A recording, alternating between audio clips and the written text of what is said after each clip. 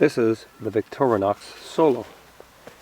This is a single blade knife and it's 108 millimeters long when closed. Scales on this knife are nylon and pretty durable, and they've got a great grip. There's a hole right through the handle of the knife, and you can put a lanyard through this. So it's a very nice knife, very light, very well made.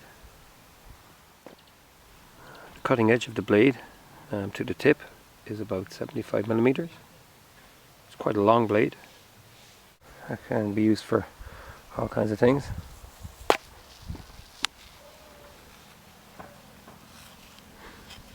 Rotten apple.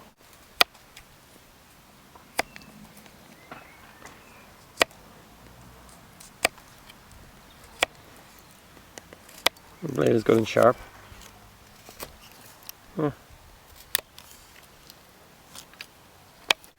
So that's the Victorinox Solo.